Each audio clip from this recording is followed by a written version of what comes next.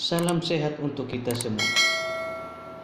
Materi kita kali ini yaitu aspek hukum penjaminan dan pengikatannya.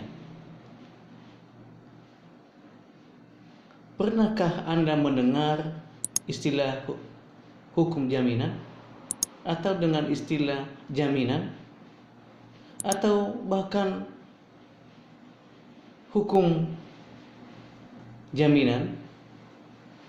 Istilah hukum jaminan berasal dari terjemahan Zacherheitsstelling atau Security of Law.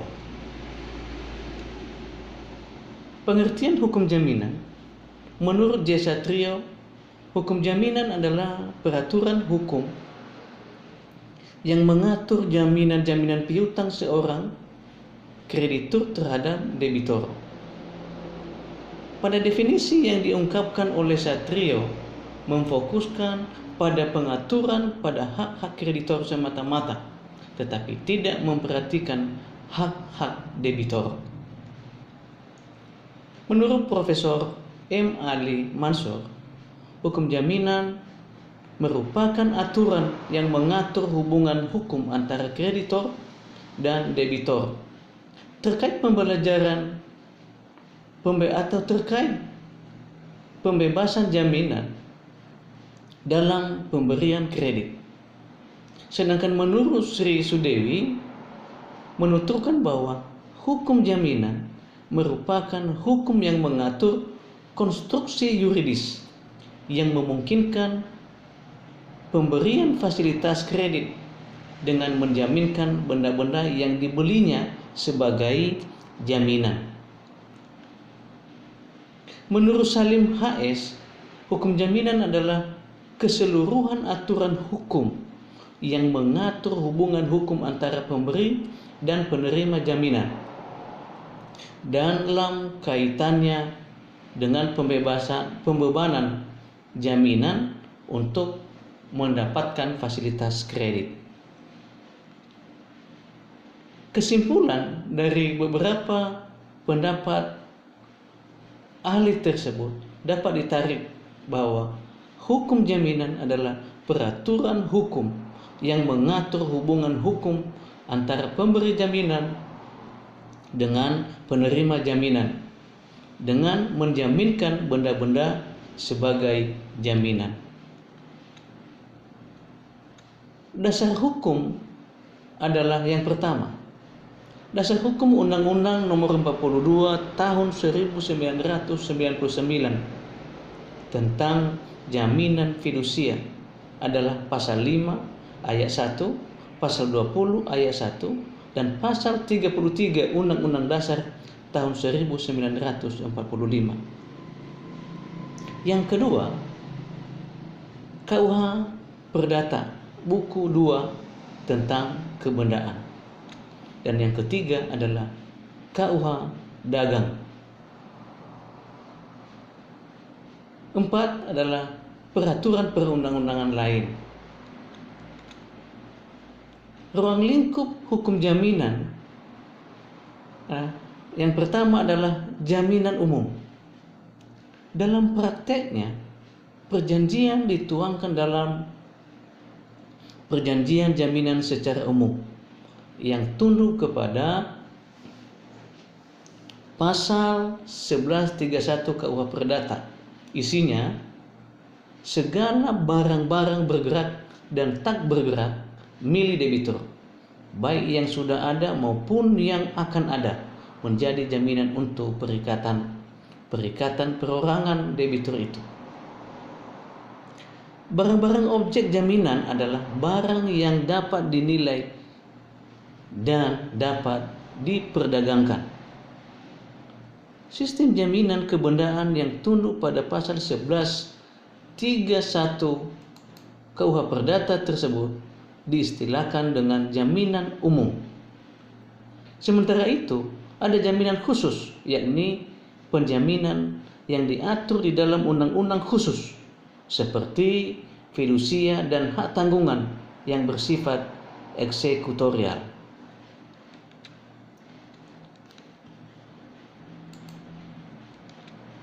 Ruang lingkup hukum jaminan khusus.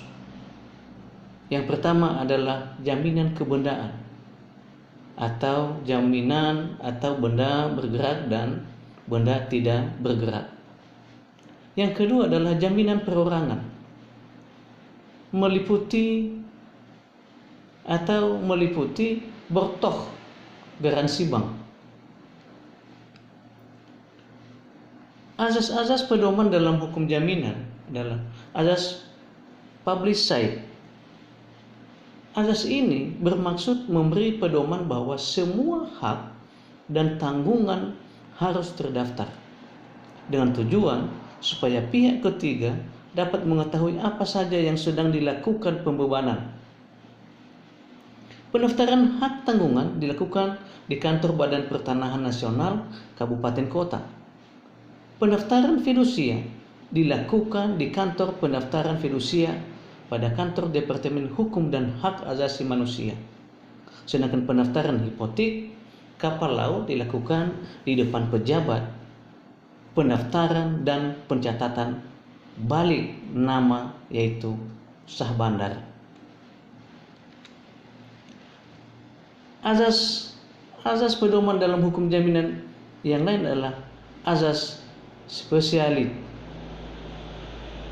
Hak tanggungan, hak fidusia, dan hipotek hanya dapat dibebankan atas persil atau atas barang-barang yang sudah terdaftar atas nama orang tertentu, harus jelas, terperinci, dan detail.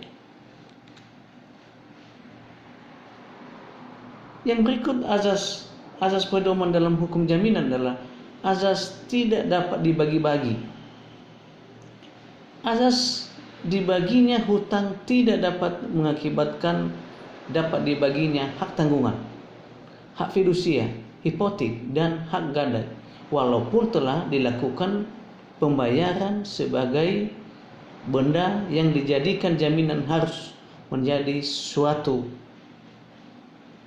kesatuan dalam menjamin hutang. Yang berikut adalah azas inbesistelling, yaitu barang jaminan harus berada di tangan penerima jaminan atau pemegang jaminan. Yang berikut adalah azas horizontal, yaitu bangunan dan tanah tidak merupakan suatu kesatuan. Hal ini dapat dilihat dalam penggunaan hak pakai, baik tanah negara maupun tanah hak milik. Macam-macam jaminan kebendaan. Jaminan kebendaan adalah jenis benda. Ada dua, benda bergerak dan benda tidak bergerak. Benda bergerak yaitu gadai, jaminan fidusia, dan resi gudang. Sementara benda tidak bergerak, yang pertama adalah hipotek dan yang kedua adalah hak tanggungan. Macam-macam jaminan kebendaan, yang pertama adalah jaminan fidusia. Fidusia adalah pengalihan hak kepemilikan suatu benda atas dasar kepercayaan dengan ketentuan bahwa benda yang hak kepemilikannya dialihkan tersebut tetap dalam penguasaan pemilik benda. Fidusia diatur dalam Undang-Undang Nomor 42 Tahun 1999 tentang jaminan fidusia. Objek fidusia merupakan benda bergerak baik yang berwujud maupun tak berwujud, dan benda tidak bergerak khususnya bangunan yang tidak dapat dibebani hak tanggungan sebagaimana dimaksud dalam Undang-Undang Nomor 4 Tahun 1996 tentang hak tanggungan. Dasar hukum fidusia adalah Undang-Undang Nomor 42 Tahun 1999 tentang jaminan fidusia. objek fidusia, benda bergerak dan benda tidak bergerak. Yaitu yang pertama adalah benda bergerak berwujud, benda bergerak tidak berwujud, dan yang ketiga adalah benda tidak bergerak atau benda tetap, khususnya tanah, bangunan yang tidak dapat dibebani oleh hak tanggungan, misalnya bangunan atas tanah, hak pengelolaan.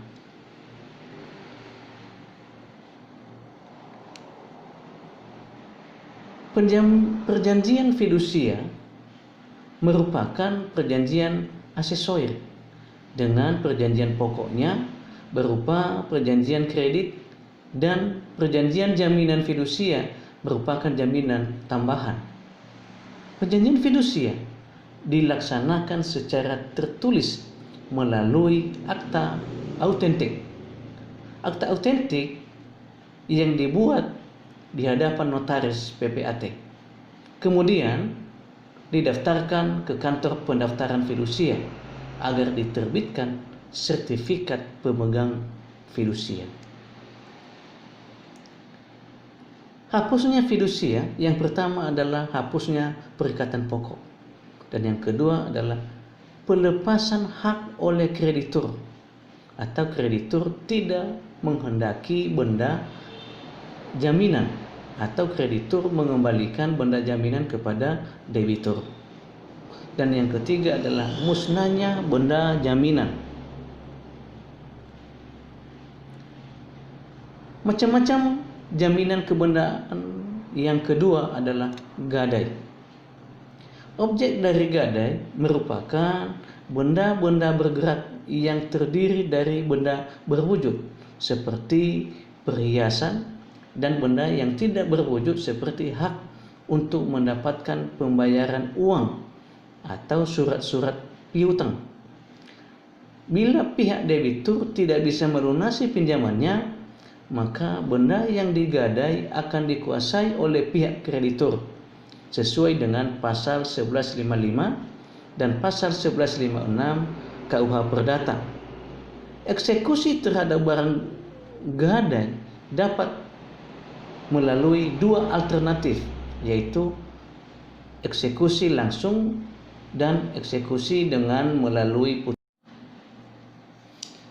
Dasar hukum adalah pasal 1150 sampai dengan pasal 1161 KUH Perdata. Objek gadai meliputi yang pertama benda bergerak atau benda tidak tetap. Yang kedua adalah benda bergerak berwujud, perhiasan, mobil, handphone, mebel, dan barang lainnya. Yang ketiga adalah benda bergerak tidak berwujud, piutang atau hak tagih dalam bentuk surat berharga, misalnya obligasi.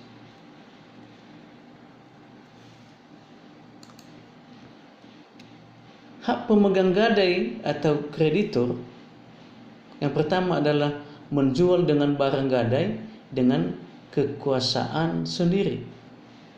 Yang kedua adalah menggadaikan kembali barang gadai atau dikecualikan apabila ditentukan lain dalam perjanjian. Dan yang ketiga adalah hak untuk menahan barang gadai. Yang keempat adalah hak untuk mendapatkan pengembalian biaya yang telah dikeluarkan untuk keselamatan barang gadai. Perjanjian gadai dilakukan dengan bentuk bebas, artinya dapat dilakukan dalam perjanjian tertulis maupun lisan. Dan yang kedua adalah perjanjian gadai dilakukan secara aksesoris, yaitu perjanjian tambahan dari suatu perjanjian pokok. Yang ketiga adalah perjanjian gadai. Perjanjian pokoknya merupakan perjanjian kredit dan perjanjian gadai merupakan perjanjian tambahan. Berakhirnya gadai, yang pertama adalah hapusnya perjanjian pokok, dan yang kedua adalah kreditur melepaskan haknya. Dan yang ketiga adalah musnahnya benda gadai. Dan yang keempat adalah karena sebab tertentu yang menyebabkan barang jaminan menjadi milik kreditur. Macam-macam jaminan kebendaan. Yang ketiga adalah resi gudang. Resi gudang atau dalam bahasa asing disebut warehouse receipt adalah dokumen bukti kepemilikan barang yang disimpan di suatu gudang terdaftar secara khusus yang diterbitkan oleh pengelola gudang. Ini hanya berlaku dalam sebuah persyaratan yang ditentukan Undang-Undang Nomor 9 Tahun 2006. Sistem resi gudang sebagaimana telah diubah dengan Undang-Undang Nomor 9 Tahun 2009. Sudah dipenuhi resi gudang yang diterbitkan sesuai Kitab Undang-Undang Perdagangan, bukan resi gudang dalam arti ini. Dan Undang-Undang Sistem Resi Gudang tahun 2006, resi gudang dapat dipindahtangankan cukup dengan endorsement. Resi gudang dengan itu menjadi negotiable. Landasan hukum adalah Undang-Undang Nomor 9 Tahun 2011 tentang perubahan atas Undang-Undang Nomor 9 Tahun 2006 tentang resi gudang adalah pasal 20, pasal 21 dan pasal 33 ayat 1 dan ayat 4 Undang-Undang Dasar Negara Republik Indonesia tahun 1945. Perjanjian hak jaminan atas resi gudang sekurang-kurangnya memuat yang pertama adalah identitas pihak pemberi dan penerima hak jaminan saat atas resi gudang. Dan yang kedua adalah data perjanjian pokok yang dijamin dengan hak jaminan atas resi gudang. Dan yang ketiga adalah spesifikasi resi gudang yang diagunkan. Yang keempat adalah nilai jaminan hutang. Dan kelima adalah nilai barang berdasarkan harga pasar pada saat barang dimasukkan ke dalam gudang. Manfaat resi gudang yang pertama adalah sistem resi gudang ini dapat memperkuat daya tawar-menawar petani serta menciptakan efisiensi di dunia agrobisnis, di mana petani bisa menunda penjualan komoditi setelah panen sambil menunggu harga membaik kembali dengan menyimpan hasil panen mereka di gudang-gudang tertentu yang memenuhi persyaratan. Yang kedua adalah resi gudang ini dapat digunakan bagi petani dalam membiayai proses penanaman lahan dan juga bagi pabrikan dapat digunakan untuk membiayai persediaan bahan baku. Yang ketiga adalah memobilisasi kredit ke sektor pertanian. Adanya kepastian jaminan dari pihak gudang tertentu yang telah disetujui oleh institusi tertentu memberikan keyakinan bagi pihak bank untuk memberikan pinjaman atas jaminan resi gudang tersebut kepada para petani atau pedagang yang menyimpan barangnya di gudang tersebut. Yang keempat adalah memperkecil fluktuasi harga, di mana petani tidak perlu menjual barangnya segera setelah panen yang biasanya harganya sangat rendah atau penjualan terpaksa. Dengan menahan barangnya beberapa waktu diharapkan harga menjadi lebih baik. Yang kelima adalah mengurangi resiko di pasar-pasar produk pertanian, memperbaiki sistem pengamanan pangan atau yang dimaksud dengan memperbaiki sistem pengamanan pangan dan terbukanya akses kredit bagi pedesaan. Yang keenam adalah mendorong memperbaiki mutu dan transparansi bagi industri pergudangan karena harus mematuhi peraturan tertentu dan dilakukan pengawasan. Hapusnya jaminan atas resi gudang yang pertama adalah hapusnya utang pokok yang dijamin dengan hak jaminan atas resi gudang. Dan yang kedua adalah pelepasan hak jaminan atas resi gudang oleh penerima hak jaminan atau kreditor. Macam-macam jaminan kebendaan yang keempat adalah hipotek. Jaminan hipotek adalah suatu hak kebendaan atas barang tak bergerak yang dijadikan jaminan dalam pelunasan suatu perikatan. Dalam hipotek, yang menjadi objek adalah kapal dengan isi 20 meter kubik. Hal ini diatur dalam pasal 1162 KUH Perdata sampai pasal 1232 KUH Perdata dan Undang-Undang Nomor 17 Tahun 2008 tentang pelayaran. Terdapat di bab 4 hipotek dan piutang pelayaran yang didahulukan. Bagaimana bila debitur tidak memenuhi kewajibannya? Berdasarkan pasal 1178 ayat 2 KUH Perdata, eksekusi terhadap hipotek dalam hal debitur wanprestasi atau ingkar janji, maka debitur selaku pemegang hipotek atas kapal berhak untuk melakukan penjualan secara lelang di muka umum atas kapal-kapal yang sudah dibebani dengan hipotek. Hasil penjualan kapal tersebut digunakan sebagai pelunasan kewajiban debitur kepada kreditor. Objek hipotek adalah benda tidak bergerak atau benda tetap, meliputi mesin pabrik, pesawat terbang, dan helikopter, kapal laut bobot 20 meter kubik ke atas, dan sebagainya. Penjaminan hipotek yang pertama adalah perjanjian hipotek dilakukan secara aksesoris dengan perjanjian pokoknya adalah perjanjian utang piutang. Dan yang kedua adalah perjanjian hipotek dibuat sebagai perjanjian tambahan dan dibuat secara tertulis di hadapan pejabat yang berwenang yaitu notaris.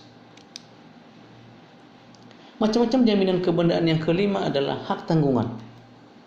Aturan pemerintah telah menetapkan bahwa hak tanggungan merupakan hak jaminan yang dibebankan pada hak atas tanah. Hak tanggungan ini diatur dalam Undang-Undang Nomor 4 Tahun 1996 tentang hak tanggungan atas tanah beserta benda-bendanya yang berkaitan dengan tanah. Hak tanggungan bisa dibebankan kepada hak atas tanah, termasuk tanaman, bangunan, serta karya yang sudah eksis atau akan ada yang merupakan satu kesatuan dengan tanah tersebut dan yang merupakan milik pedagang hak atas tanah yang pembebanannya sudah tercantum dalam akta pemberian hak tanggungan yang bersangkutan.